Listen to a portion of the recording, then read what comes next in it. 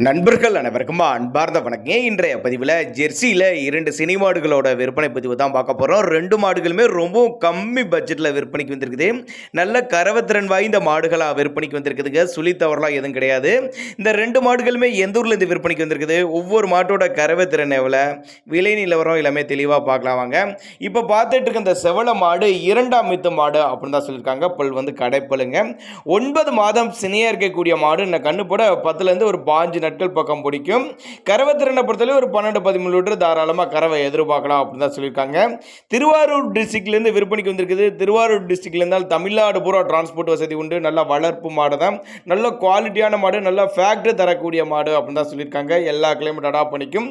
52,000 விலை சொல்லியிருக்காங்க. அனுசரிப்புன்னு தான் சொல்லியிருக்காங்க. 2வது மாடு ஜெர்சி டைப் மாடு தான், செவல மர 3ஆம் மித்து மாடுங்க.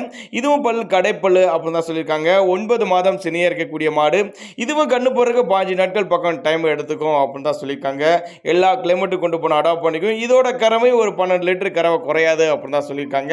நேரில் வாங்க, அனுசரித்து பண்ணி கொடுத்துடலாம். ரொம்பவுமே கம்மி பட்ஜெட்டு, நீங்கள் எதிர்பார்த்த விலையில் தான் விற்பனைக்கு வந்திருக்கு. அனுசரித்து பண்ணி கொடுத்துடலாம் அப்படின்னு தான் சொல்லியிருக்காங்க. திருவாரூர் டிஸ்ட்ரிக்ட் டவுனில் தான் இருக்குது அப்படின்னு தான் சொல்லியிருக்காங்க. 2 மாட்டுக்கு சொல்லி தப்பலாம் எதுவும் இல்லை. தண்ணி தீனிக்கு எந்த ஒரு குறைச்சல் இல்லை. ஆண்மென் யார் வேணாலும் ஹேண்டில் பண்ணலாம் அப்படின்னா நம்மளோட விற்பனையை தெரிஞ்சுக்க. அப்படி தேவைப்பட்ட நபர்கள் மட்டும் தாராளமாக கான்டாக்ட் பண்ணுங்கள். அனுசரித்து பண்ணி கொடுத்துடலாம் அப்படின்னு தான் சொல்லியிருக்காங்க.